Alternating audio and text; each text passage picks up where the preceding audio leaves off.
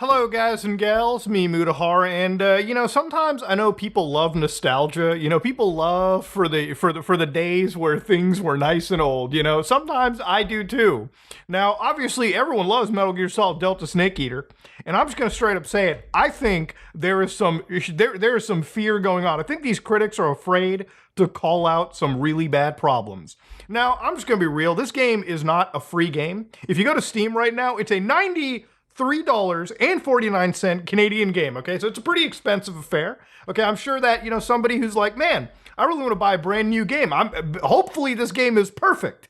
Now, obviously it's reviewed pretty highly, and I want to start off by saying that this is Metal Gear Solid 3, okay? Metal Gear Solid 3 is a good game. If you've never played Metal Gear Solid 3, play Metal Gear Solid 3. I've made several videos on Metal Gear Solid. I love this franchise. Actually, that is the only reason that I'm making this video. That's the only reason I made any videos on Metal Gear, okay? Especially when I shit all over Konami, okay? When I spread my ass cheeks and lay a fat dumpy when they've laid a fat dumpy for consumers to buy. Now, Metal Gear Solid Master Collection, obviously you remember that trash fire when it dropped, okay? Probably the least amount of effort one could put towards preserving some of these old games, to the point where my standard, I have some phrases on this channel like, but Muda, here's another phrase, okay? Just fucking emulate it, okay? That's it. At this point, okay, if a bad release comes out, like a bad remaster, just emulate it, okay? Emulators are so good these days that you could literally run Grand Theft Auto 5 on an emulator on smartphones today, okay? That's how crazy the world has kind of gotten. So, yeah, anyways, tangent aside, the reason why I'm actually a little bit, pissed off about this is that apparently this game runs like dog shit.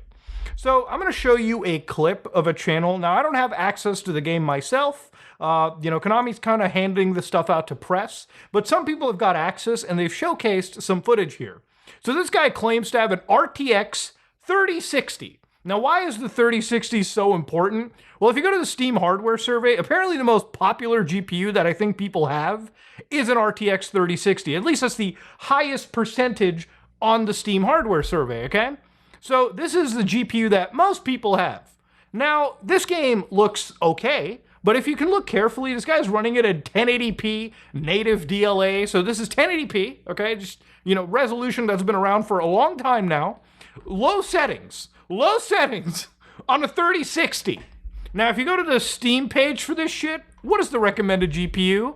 A motherfucking 3080, okay? So the 3060, it's not as powerful, but it ain't no slouch. Certainly should be running this shit at medium settings. How does it run? Let's watch. Homie, it is running at a good, cool average of 50 frames. Actually less, okay? We're looking at 40-ish frames.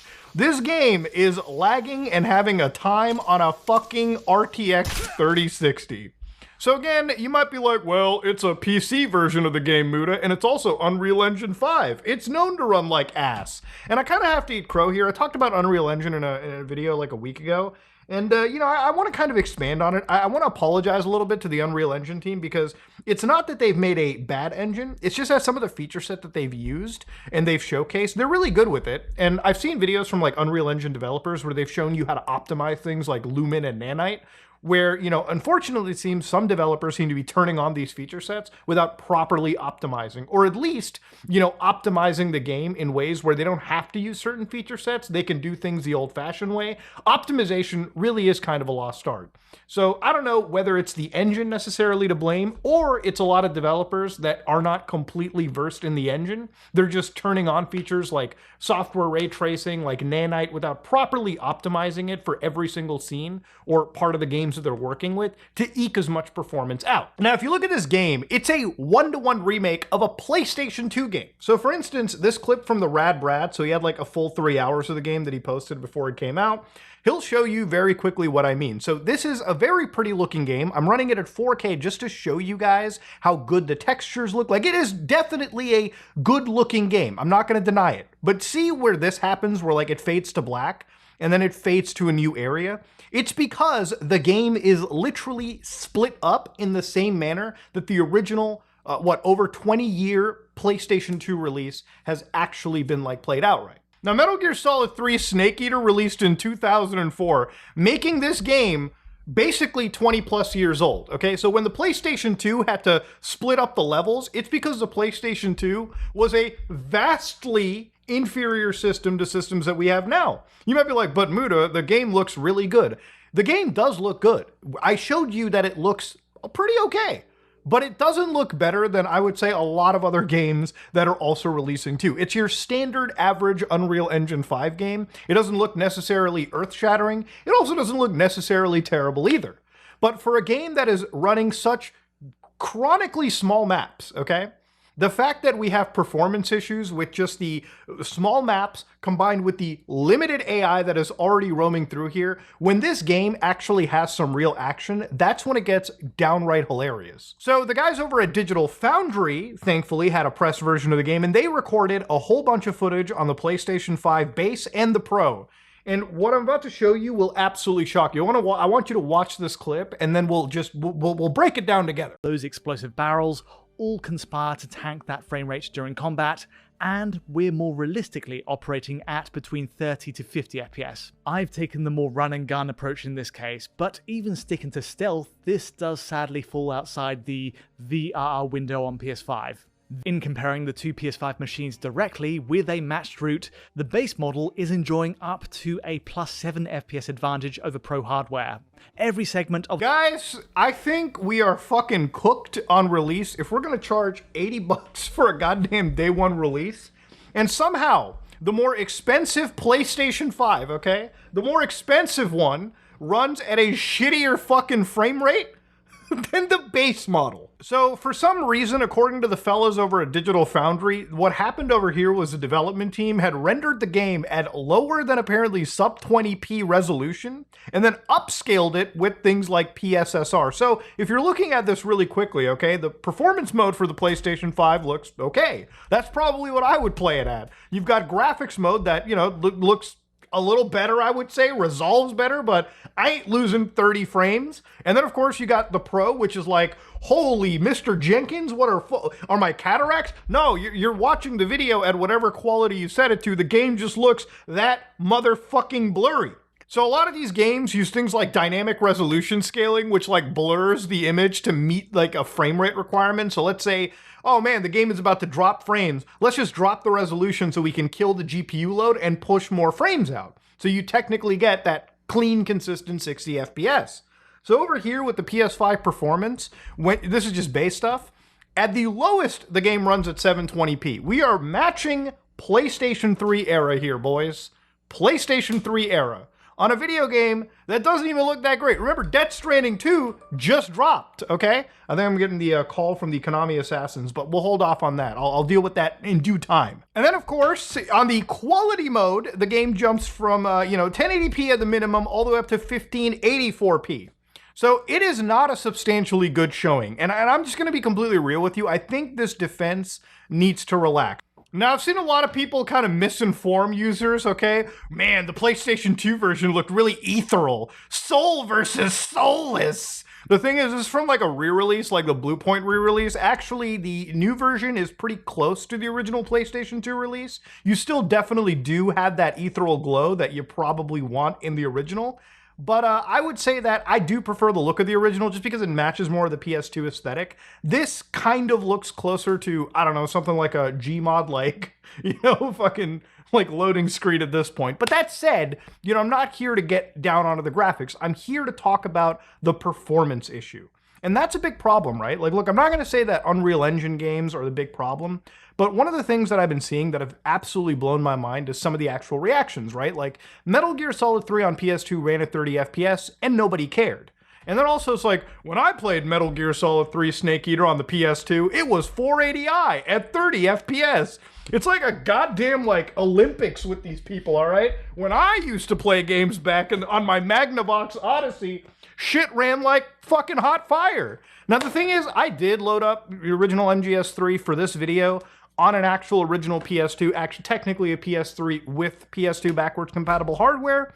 And to give you a level like playing field here, yes, it did actually run like crap on the original PS2. It did slow down to like 20 frames, and you might be like, well, what makes it okay back then? What is the big fundamental difference of, right now and then the PS2 is that like the MGS3 release on PS2 was genuinely a pretty technically impressive release. You could tell that Kojima Productions was putting in every bit of effort to make the game look as good as they can and run at an acceptable frame rate. Which is why, you kind of compared it to other PS2 games at the time and you're like, yeah, it looks better.